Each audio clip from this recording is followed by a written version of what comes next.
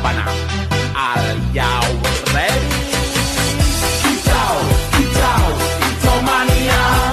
Kicau, kicau, kicau mania. Kicau, kicau, kicau mania. Assalamualaikum warahmatullahi wabarakatuh. Perkenalkan nama saya Iqbal Farurija. Saya dari semester 6.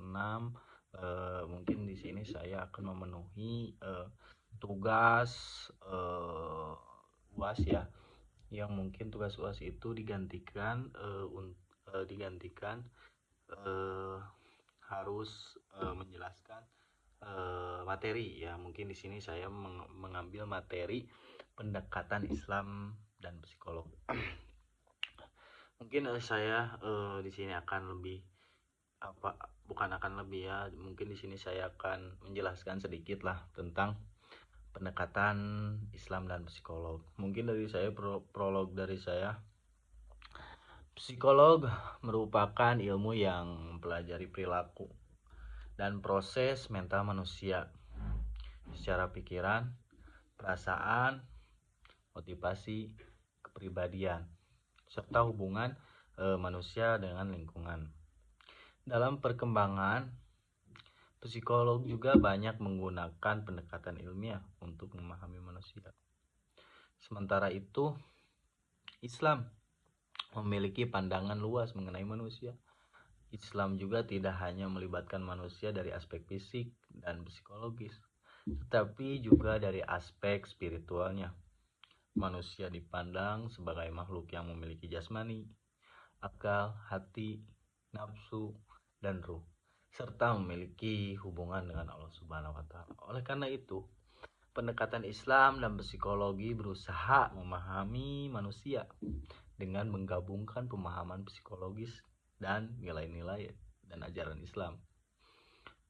Pendekatan ini juga dapat membantu seseorang memahami dirinya secara lebih menyeluruh, bukan hanya dari sisi pikiran dan perilaku saja, tetapi juga dari sisi spiritualnya dan hubungan dengan Allah Subhanahu wa Ta'ala. Mungkin itu ya prolog dari saya. Mungkin apa sih pengertian Islam dan psikolog tuh? Mungkin pengertian pendekatan Islam dan psikolog tuh mungkin di sini saya akan pecahkan dulu ya dari pengertian pendekatan Islamnya dulu. Mungkin pendekatan Islamnya adalah cara memahami suatu persoalan berdasarkan sumber dan nilai-nilai ajaran Islam. Sumber utama juga dalam pendekatan Islam adalah Al-Quran dan hadis, serta hasil pemikiran para ulama dan para ilmuwan muslim.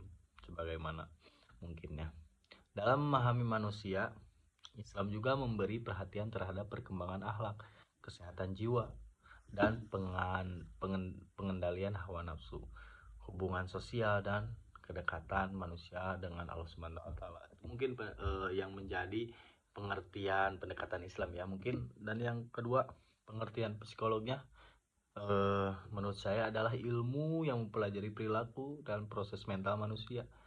Psikolog juga membahas berbagai hal seperti emosi, kepribadian, motivasi, perkembangan manusia, dan hubungan sosial serta masalah kesehatan mental. Mungkin itu ya. Ya, kita gabungkan ya pengertian pendekatan dan psikologi itu. Jadi mungkin pendekatan Islam dan psikologi itu dapat dipahami sebagai upaya untuk memahami manusia dan berbagai persoalan kejiwaan dengan menggunakan ilmu psikologi sekaligus mempertimbangkan nilai-nilai Islam. Itu mungkin menurut saya. Karena di pendekatan ini tidak hanya bertanya bagaimana kondisi psikologi seseorang, bukan gitu, tapi juga mempertimbangkan pertanyaan seperti bagaimana kondisi spiritualnya juga, bagaimana hubungan dengan Allah, dan nilai apa yang dapat membantu seorang menjalani kehidupannya. Ini tuh ya.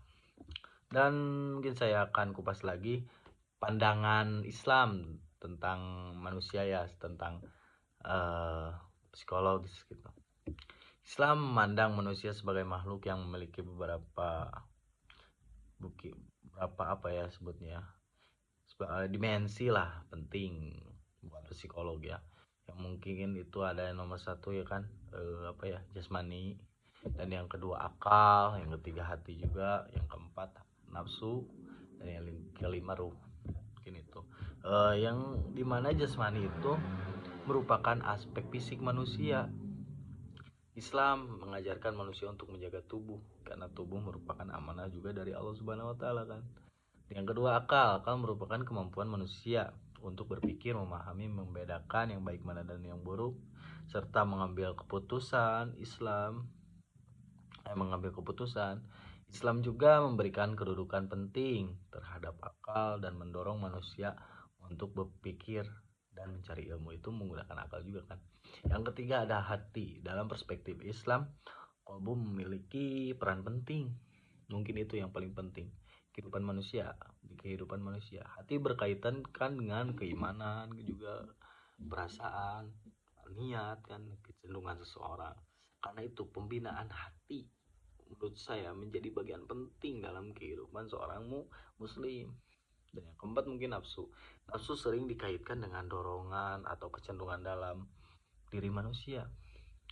Islam juga mengajarkan manusia untuk mengendalikan hawa nafsunya agar tidak membawa dirinya kepada perilaku yang buruk dan merugikannya. Mungkin itu nafsu.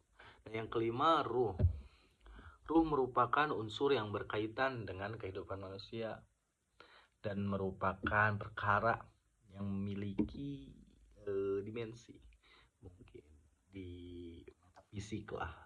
Al-Quran juga menjelaskan bahwa pengetahuan manusia mengenai ruh sangat terbatas.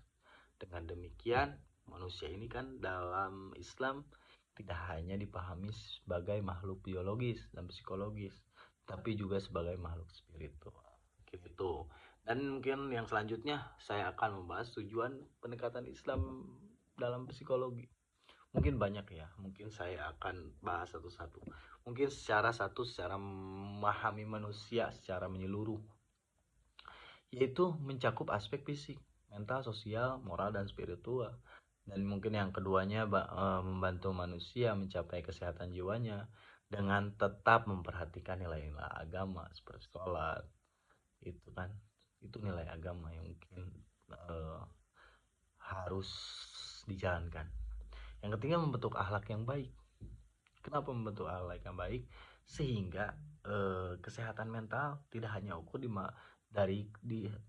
diukur dari kemampuan berfungsi secara sosial, tapi juga perilaku dan nilai-nilai juga moral gitu. Dan yang keempat, meningkatkan hubungan manusia dengan Allah Subhanahu wa taala. Itu udah jadi hal yang jelas ya. Yang kelima, membantu manusia menghadapi masalah dalam kehidupan. Itu menjadi tujuan yang penting. Karena memanfaatkan ikhtiar, doa, kesabaran, dan tawakal dan dukungan sosial. Gitu. Dan mungkin selanjutnya mengembangkan potensi manusia juga agar digunakan untuk kebaikan diri sendiri, masyarakat, dan lingkungannya. Itu mungkin tujuannya.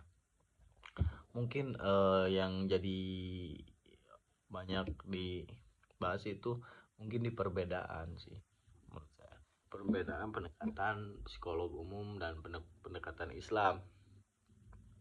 Psikolog modern ini memiliki berbagai teori dan menjelaskan manusia.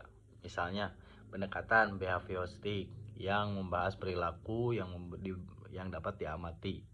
Pendekatan kognitif membahas pikiran dan proses berpikir. Sedangkan pendekatan humanistik menekankan potensi dan aktualisasi diri. Jadi pendekatan Islam ini memiliki tambahan dimensi spiritual dan nilai-nilai ketuhanan seperti fokus dalam psikologi umumnya yaitu perilaku, proses mental. Di dalam pendekatan Islamnya itu yaitu perilaku, mental, moral, dan spiritual. Dan yang menjadi itulah yang menjadi indikatornya gitu, yang menjadi aspek-aspeknya mungkin pandangan manusia. Tapi di psikolog umumnya yaitu beragam sesuai teori psikolog. Dalam pendekatan Islamnya makhluk ciptaan Allah. Ya banyak lah gitu. Perlu dipahami bahwa pendekatan Islam tidak berarti menolak psikolog modern. Ilmu psikologi itu dapat digunakan selama metode dan penerapannya tidak bertentangan dengan prinsip-prinsip Islam. mungkin itu. Mungkin selanjutnya mungkin konsep ya kesehatan mental dalam Islam. Dalam Islam itu juga kesehatan mental dapat dikaitkan dengan keadaan jiwa yang keseimbangan dan kemampuan orang yang menghadapi kehidupan dengan tetap memiliki hubungan yang baik dengan Allah, dirinya sendiri dan orang lain. Mungkin banyak lah di sini, ada iman, ibadah, sabar, tawakal, bersyukur, dan hubungan sosial yang baik. Seperti contoh menghadapi stres, rasa cemas, masalah kepercayaan diri, itu bisa juga seperti contoh ya masalah percayaan diri. Seorang merasa dirinya tidak berharga karena sering membandingkan dirinya dengan orang lain. Psikolog juga itu dapat membantu dengan mengevaluasi pikiran negatif dan membangun konsep diri itu ya, menjadi contohnya ya. Mungkin kita kelebihannya ya, psikolog pendekatan Islam itu apa, mungkin lebih komprehensif mungkin menurut saya, karena memperhatikan aspek psikologisnya dan sekaligus spiritualnya. Dan yang kedua, memberikan dasar nilai dan moral. Dan yang ketiga, membantu seorang menemukan makna hidupnya dan dapat memperkuat ketahanan menghadapi masalah, dan mendorong juga keseimbangan hidup. Namun pendekatan ini tetap perlu dilakukan secara ilmiah dan bertanggung jawab. Masalah psikologis yang berat tidak cukup ditangani hanya dengan nasihat keagamaan. Jika diperlukan, seorang tetap perlu mendapat bantuan dari psikolog, psikiater, atau tenaga profesional yang sesuai juga. Dan mungkin itu ya dari saya. Mungkin jadi kesimpulannya, pendekatan Islam dan psikologi itu merupakan upaya memahami manusia dengan mempertimbangkan aspek psikologis dan spiritualnya secara bersamaan. Dalam perspektif Islam juga, manusia merupakan makhluk yang memiliki jasmani, akal, hati, dan nafsu, dan dimensi rohani. Oleh karena itu, kesejahteraan manusia tidak hanya berkaitan dengan kondisi mental, tapi juga dengan kehidupan spiritual dan moral. Dengan menggabungkan wawasan psikologi dan nilai-nilai Islam secara tepat, pendekatan ini dapat membantu manusia memahami dirinya, menghadapi berbagai persoalan kehidupan, mengembangkan potensi, serta mencapai kehidupan yang lebih seimbang dan bermakna. Mungkin itu sekian dari saya. Mohon maaf bila mana saya menjelaskan kurang detail dan kurang dipahami. Mohon maaf yang sebesarnya. Mungkin sekian dari saya. Assalamualaikum warahmatullahi wabarakatuh.